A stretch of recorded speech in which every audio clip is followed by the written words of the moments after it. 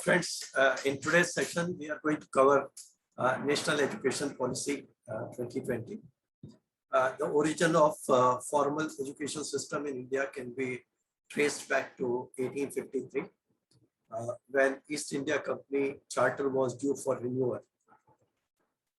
It was on the basis of this that first three universities were set up in India in 1857. The first being University of Calcutta, University of Madras, and University of Bombay. Later came to be known as Calcutta University, Madras University, and Mumbai University. The fourth one was set up in Lahore as University of Punjab, and which later, after independence, came to be established or re-established in Chandigarh via Shimla. Whereas the next or the fifth university was University of Allahabad. So these were the early universities which were set up, and the system of education, there have been many commissions from time to time, but the first commission post-independence was headed by Dr. Sarvepalli Radhakrishnan in 1948. Thereafter, a major commission was set up under the chairmanship of Professor D.C. Kothari, quite popularly known as Kothari Commission, which lasted during 1964 to 1966. Based on this commission's report, the first comprehensive integrated policy was launched in India in 1968. Thereafter, the major revision in policy came in 1986. Which was also partly amended in 1992.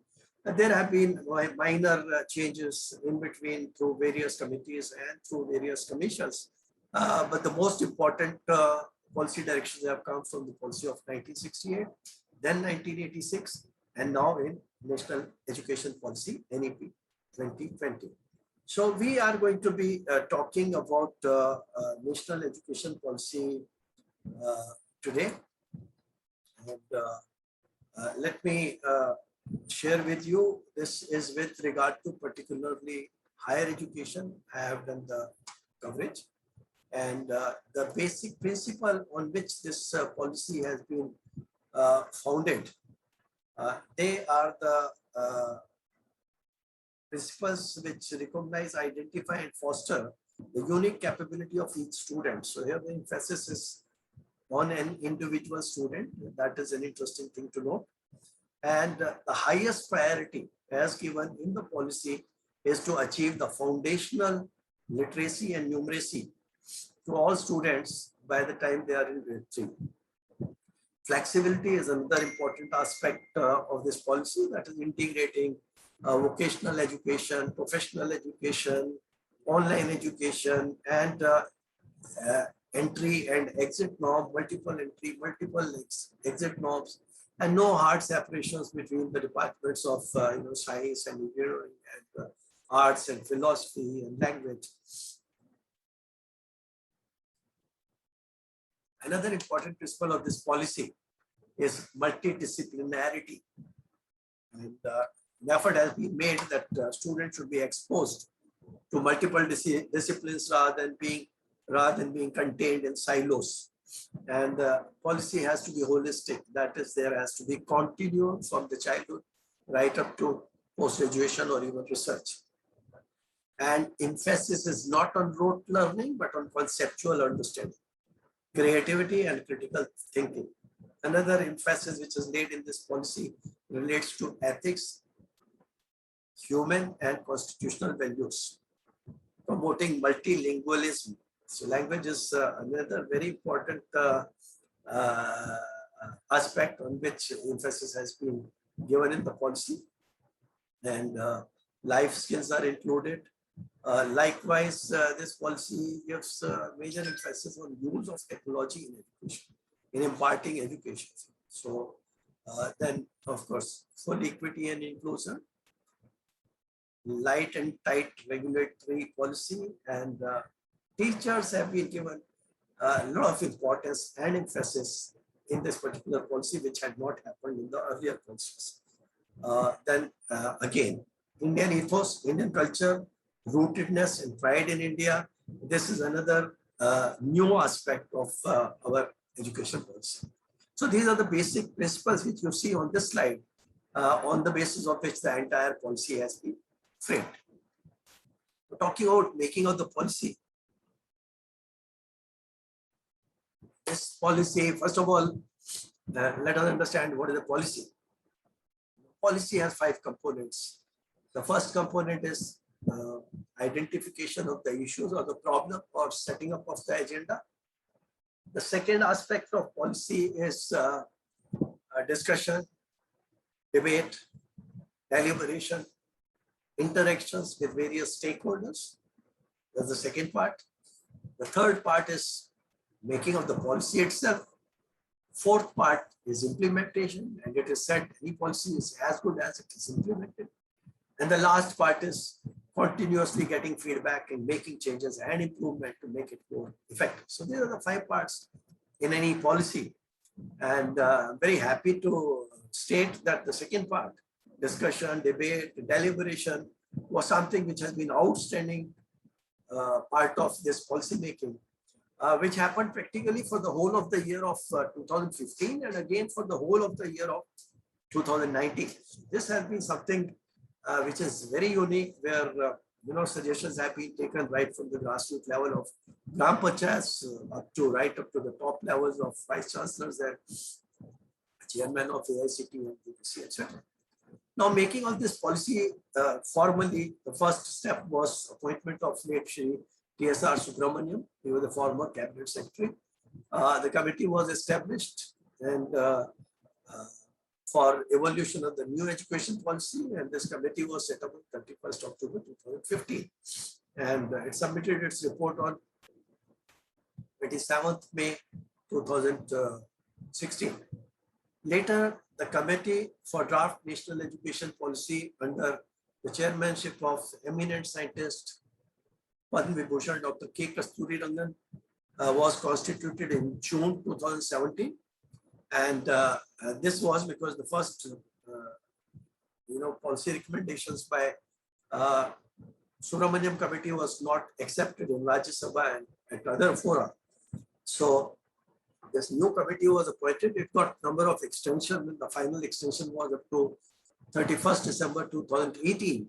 It submitted its report with covering letter of 15th December 2018, but it's supposed to have been submitted on records on 31st May 2019. That is when it was made public.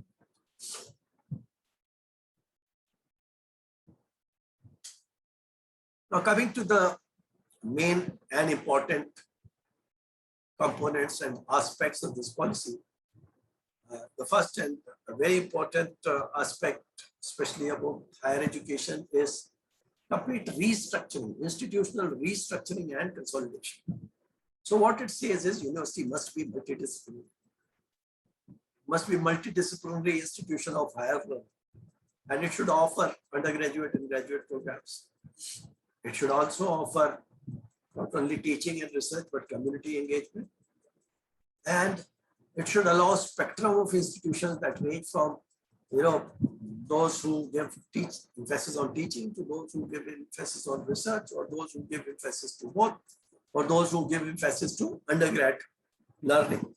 So they have pointed out 3 kinds of universities for the future. One is research intensive university, where the priority is postgraduate teaching and research.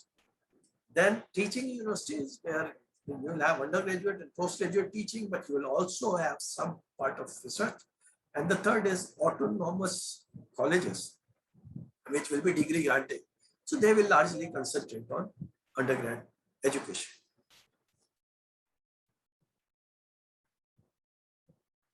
Now, what it says is by 2040, this restructuring should be complete. But before that, by 2030, multidisciplinary aspect must be taken care of. So all those institutions which are single stream as of now, by 2030, they should become multidisciplinary. This is what is contemplated. So that by the time 20 years from the declaration of the policy in 2020, by 2040, the new system must be completely in place. That is what is directed here. Single stream institution, higher education institutions will be completely phased out. We will not have institutions like deemed university. We will not have institutions offering single stream, and they will have to have multiple streams.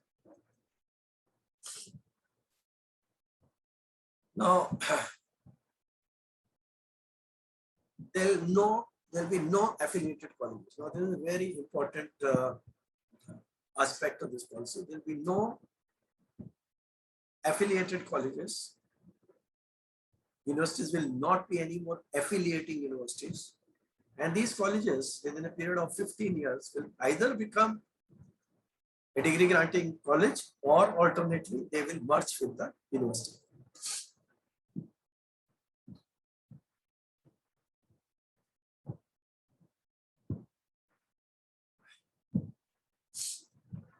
So in future, you're not going to have deemed to be universities,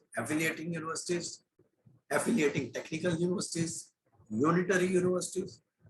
These shall all be replaced by a simple word, university. Now, what you're seeing here is another chapter in the policy, chapter number 11. And this is section 11.5, which is written here.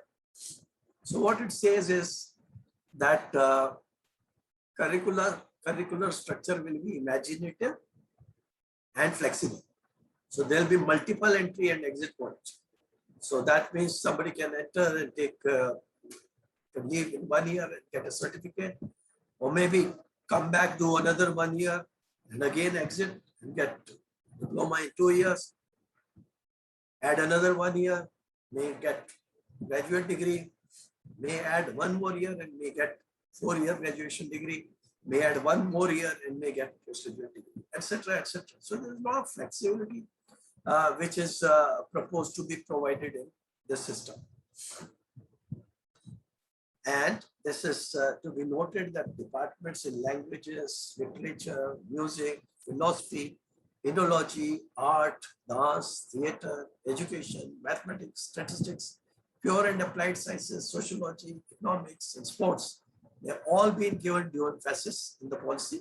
And a new item which has been introduced is that is relating to translation and interpretation and other subjects needed for multidisciplinary stimulating Indian education environment.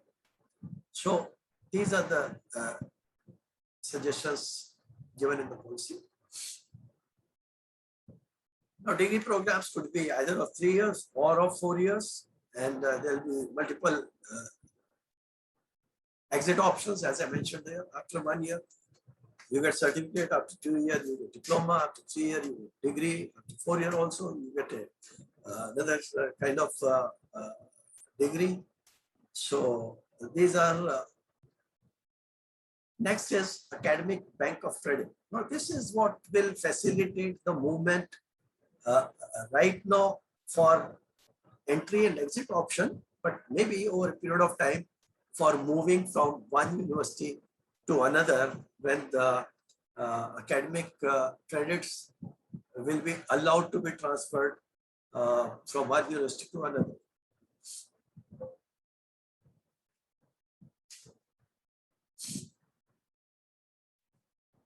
Now, master's degrees could be of 2 years. That is, after doing 3 years graduation. It could be also for 1 year after somebody has done 4 years bachelor program with research. And there may be integrated 5 years bachelor master degrees, as we are seeing BA LLB or BBA LLB kind of degrees. And obviously, for doing PhD, either one should be masters, having masters, or 4 years bachelor degree with research. MPhil is going to be discontinued. This is another suggestion in this policy that model public universities based on,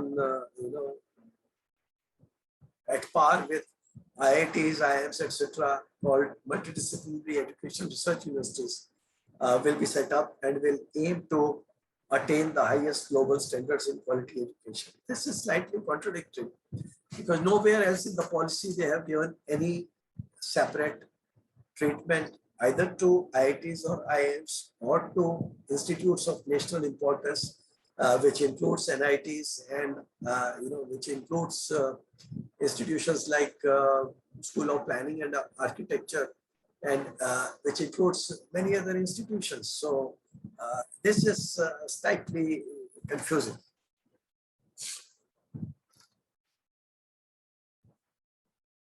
Also talks about setting up incubation center, technology development centers, and centers in the forefront of industry academia, linkages and interdisciplinary research. Now, this is one major emphasis in the policy that research should be useful to the society. It should be having linkages with the industry and the government. Otherwise, research for the sake of research is not something which is encouraged under this policy. Choice-based credit system will facilitate, flexibility in the students in terms of picking up the credits they would like to take. It will also help teachers to, make their own course curriculum. Other thing which is important in this policy is the freedom given for taking more and more courses through online distance learning.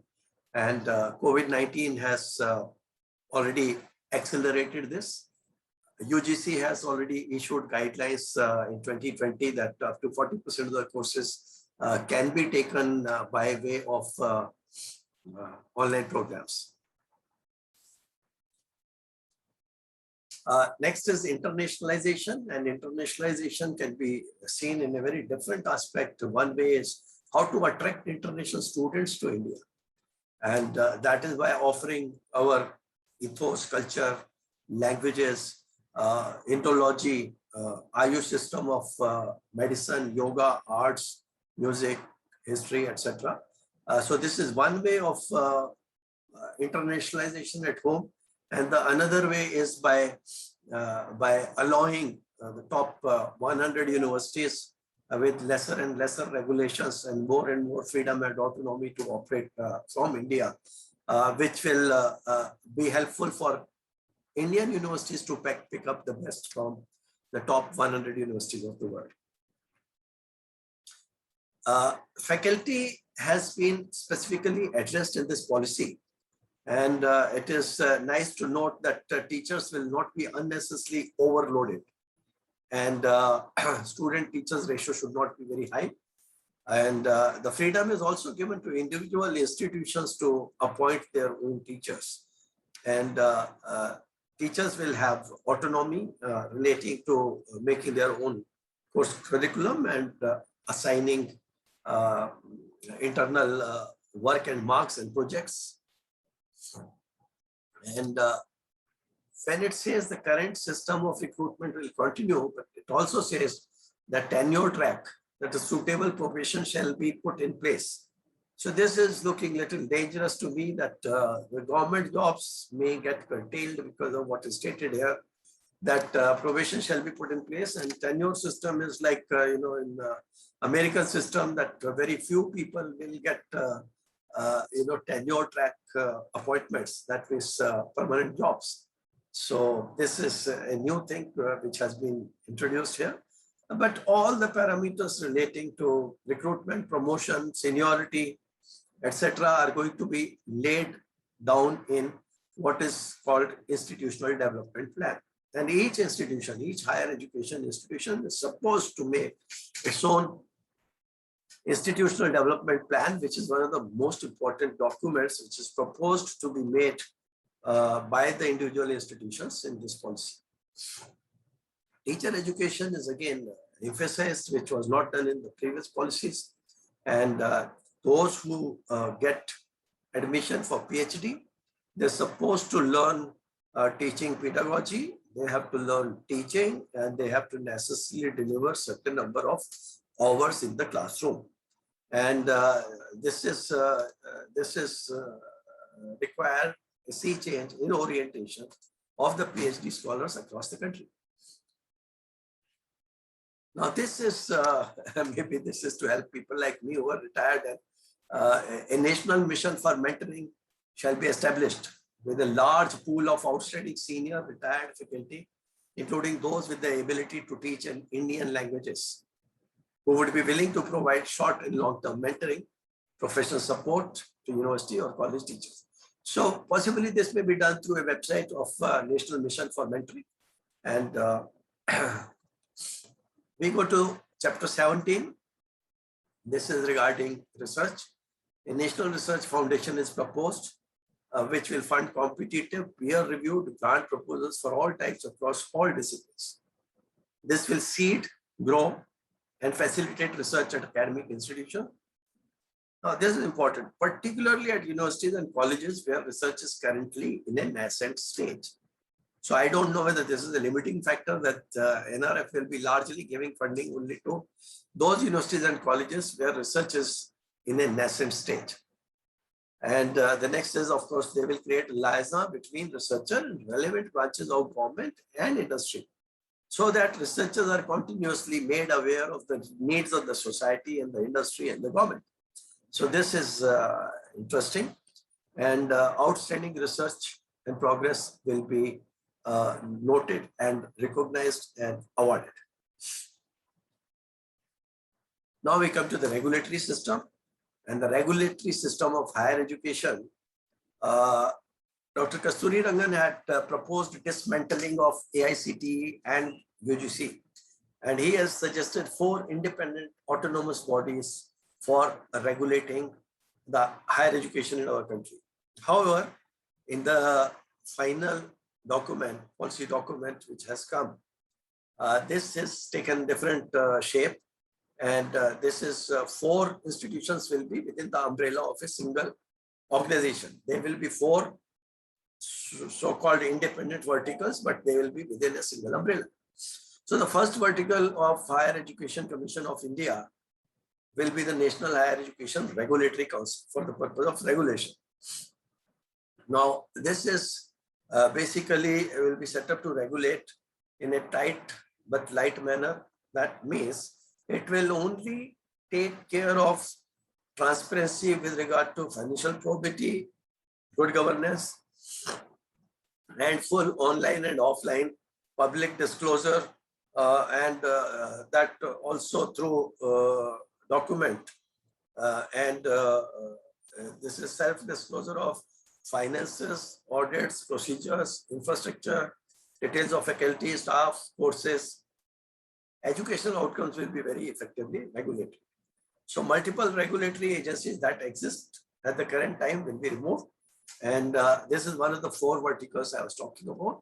The next vertical is, this is a meta accrediting body called the National Accreditation Council, NAC.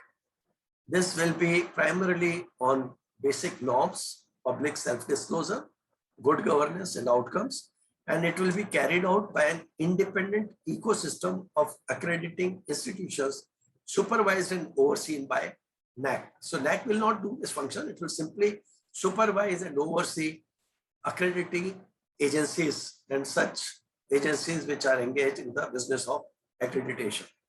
The task to function as a recognized accreditor shall be awarded to an appropriate number of institutions by NAC. That is why it is going to be a meta accrediting body.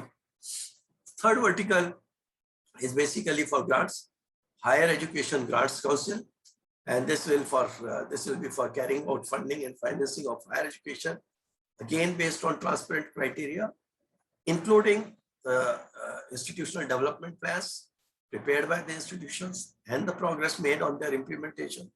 This implies automatically that IDP or institutional development plan is going to be a very, very important document, because your outcomes, your achievements will be mapped on the basis of the IDP prepared by the institution. So Higher Education Grants Council will be entrusted with the disbursement of scholarship and developmental funds for launching new focus areas and expanding quality program offerings at higher education institutions across disciplines and fields. Now 18.6, that is the last fourth vertical, relates to General Education Council. This will frame expected learning outcomes for higher education programs, also referred to as the graduate attributes. A national higher education qualification framework will be formulated by the General Education Council, and it shall be in sync with the National Skills Qualification Framework to ease the integration of vocational education into higher education. So one of the important things about this policy is that in this policy, vocational education has been taken as part of higher education, which was not the recommendation of the Dr. Kasturi Rangan report. Dr. Kasturi Rangan report had taken professional education as part of the higher education and separated what is called vocational education. But this policy has done the reversal. It has included the vocational education as part of higher education. So integration is being done. Whereas it has taken out the professional education from the chapter of higher education. Now we come to an attempt is said to be made in curbing the commercialization of the education, and it will be in the format of not-for-profit as it exists today. And it's basically through various mechanisms they want to ensure that there's no misuse of the institution for siphoning off the profits. So this is what is meant by this slide. 18.13 says that this is very important, that all higher education institutions, whether public or private, shall be treated on par within this regulatory regime. So there is no two different standards for private or public institutions, and they will encourage private philanthropic efforts in education, which was in great detail given in the recommendations of Dr. Kasturi Rangan report, which has not found the place in the final policy document.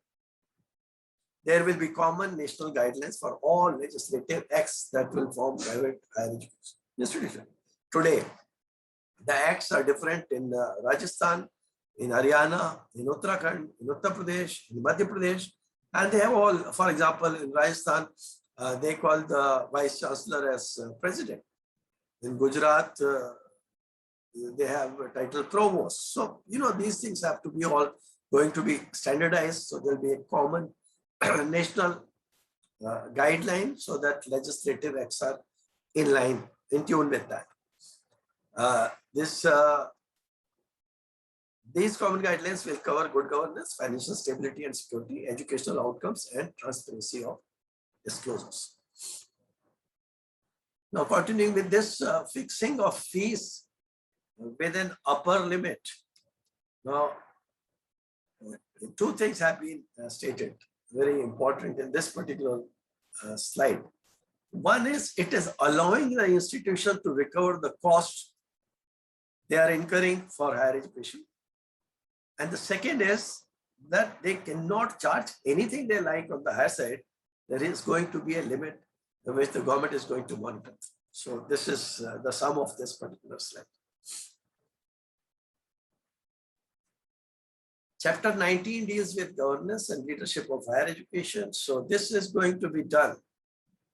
This basically talks about system of graded accreditation will improve graded autonomy in a phased manner over 15 years, and all these academic institutions in next 15 years are supposed to become self-governing institution. And the board of governors of an institution will be empowered to govern the institution free of any external interference, make all appointments including that of head of the institution, and take all decisions regarding governance. There shall be overarching legislation that will supersede any contravening provisions of earlier legislation, as said in the previous slide as well. And the rules will be uniform, and the BOGs will have outer parameters given by the government, and This has been, in fact, already partly tried out in IIM Act of 2017. This is already in place. Professional education, this again is very clear. There will be no standalone agricultural universities, legal universities, health universities, technical universities, standalone institutions. They all will have to be holistic and multidisciplinary by 2030. And legal education, again, it is particularly stated that in order to make future lawyers and judges, the medium of language for LLB should be English, and as well as the local language of the state. Healthcare education, again, will be such that those who are studying Ayurveda, yoga, naturopathy, Unani, Siddha, and homeopathy, etc., will have to study allopathic and vice versa. So there has to be an integration of understanding of various branches of medicine, various methods of medicine. Now, this is very important that this policy, roughly about 1/7 to 1/6 of the total policy document, is devoted only to languages, arts, and culture. So Indian ethos, culture, languages occupies a very large portion of this policy. And an Indian Institute of Translation and Interpretation is recommended. And this will be like an apex body in the country. Otherwise, this is to be done at various levels in almost all universities. So it is not only Sanskrit will be important, but other languages will as well be given importance. And additionally, they have to be connected with the contemporary and relevant subject, including as mathematics, astronomy, philosophy, and linguistics, grammatics, yoga, etc. Sanskrit universities also, I think there are 18 Sanskrit universities in the country today, will move towards becoming large multidisciplinary institutions. Now, this is important. Again, this universities dedicated to languages will become multidisciplinary. Again, almost everything. And then National Institute for Pali, Persian, and Prakrit is also proposed. So in the area of languages, there will be a lot of research which will also be funded by NRF. This is again not only languages, but it is folk songs, dances, and people are supposed to join. Experts could be invited for delivering. People from nearby places could be invited for delivering courses and talks, and they can come and teach dances, etc. This is chapter 23 is an addition which was not so well covered, or rather not covered in Kuster Report. So National Education Technology Forum. And this has possibly happened because the policy is released during Corona days. And National Education Technology Forum will be a platform for the free exchange of ideas on the use of technology. So this will help students to enhance learning, assessment, planning, administration, and so on for both school and higher education. And there'll be free flow of ideas and exchange of ideas.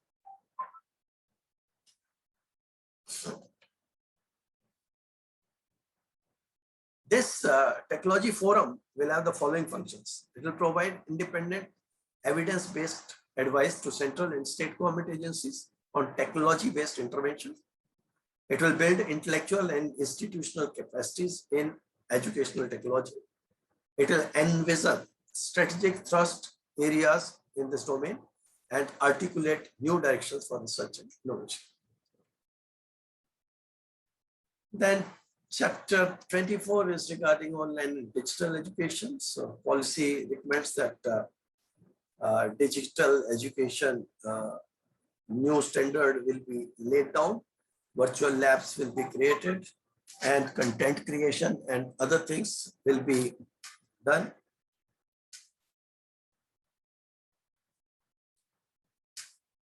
This is very important, chapter 25. This relates to strengthening the Central Advisory Board of Education.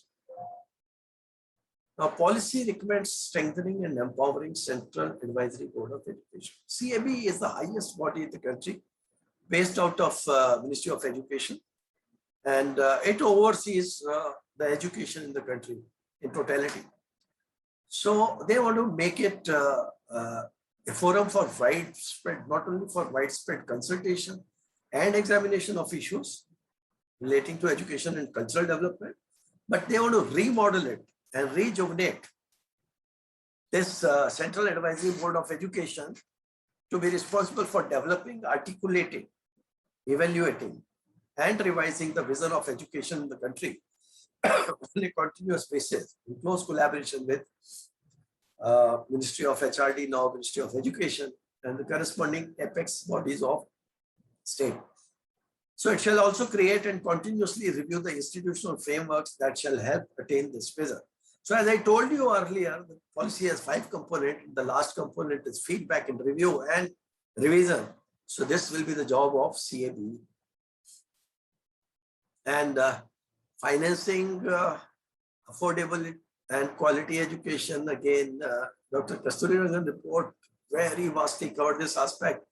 It also included items like corporate social responsibility, etc. in their recommendation, which are all removed. And finally, very briefly, it is stated that our investment should go in education up to 6% of, should reach 6% of GDP at the earliest. Now, implementation is very interesting. They are talking about the guiding principle. First, implementation of the spirit and intent will be most critical. Yes. Second, it is important to implement the policy initiative in a phased manner, as each policy point has several steps, each of which requires the previous step to be implemented successfully.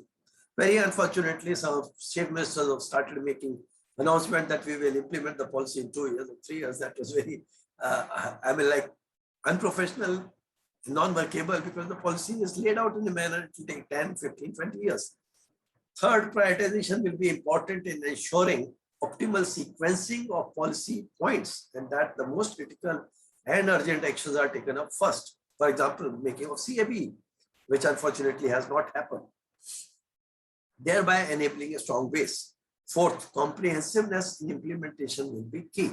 As this policy is interconnected and holistic, only a full-fledged implementation and not a piecemeal one will ensure that the desired objectives are achieved. Fifth, since education is a concurrent subject, it will need careful planning, joint monitoring, and collaborative implementation between center and states. Sixth, timely infusion of requisite resources, human resources, infrastructural resources, financial resources, and at the central and state levels is going to be critical.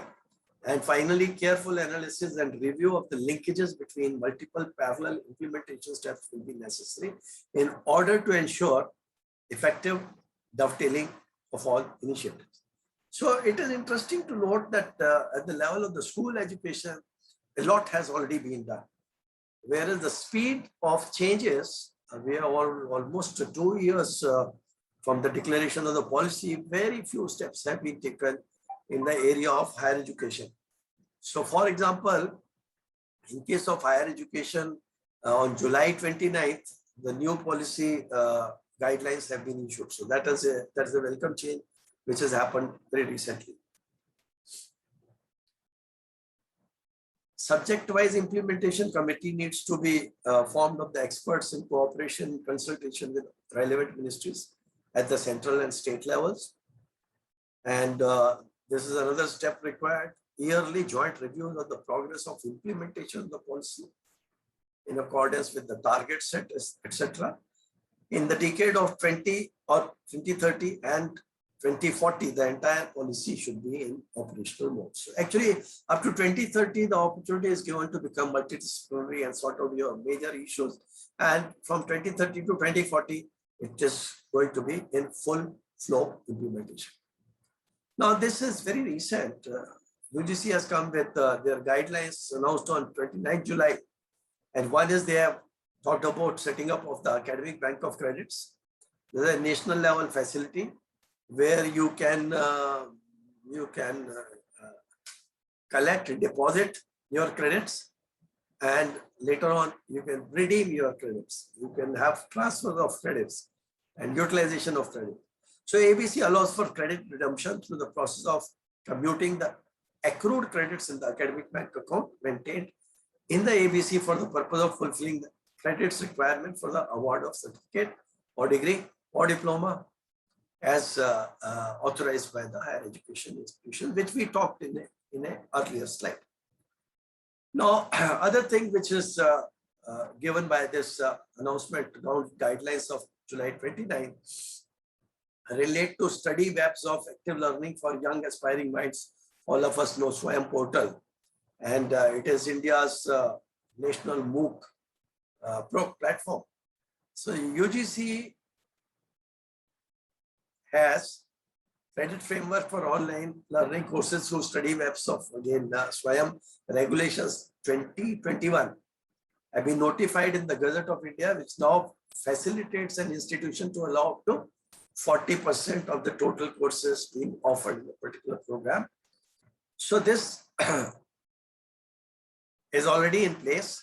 And if you go to the website of UGC, you can find out which are the courses which are already approved by UGC for this purpose. Now, this is very important, and how the course structure or course curricular program could be structured is given here. So, if somebody has to take a major, they have to do 40 to 56 credits for calling that they have done a major. And if somebody has to do a minor, they have to do 20 to 28 credits for the purpose of minor. And vocational studies, 12 to 18 credits. And field projects or internship or apprenticeship or community engagement, etc., 24 to 32 credits. This is made on a basis of 4-year undergraduate program, but you can reduce it by to 75% if you want to calculate 3-year undergraduate program. So this is a major structuring exercise which gives a clarity as to how can you make the new undergrad programs. Now, this slide is very important. Here what we say, higher education starts with level 5. So for 1 year or 2 semester certificate course, a person will have to do 36 to 40 credits. And for level 6, which is equivalent to diploma, one will have to do double of that, that is 72 to 80 credits. Level 7 relates to 3 years degree program or 6 semester, again that is multiplied by 3, comes to 108 to 120 credits. And level 8 is bachelor's degree of 4 years or 8 semester, and this is from 144 to 160 credits. And level 8, which is post-graduation of 1 year, that is after 4 years of undergrad degree, again 36 to 40 credits. And level 9, which is 2 years postgraduate program after 3 years degree, will be 72 to 80. And level 9 is master's degree, which is again 1 year after 2 years, after 4 years of bachelor's program. So you have 36 to 40. So what you look here is overall, every year, you see the crux of this slide is the student will do between 36 to 40 credits every year. Now, 1 credit they have defined as 1 hour of theory or 1 hour of tutorial or 2 hours of lab work in a week for a semester, which runs from 13 to 15 weeks. So that is how the 1 credit is defined. So this is all, and thank you very much.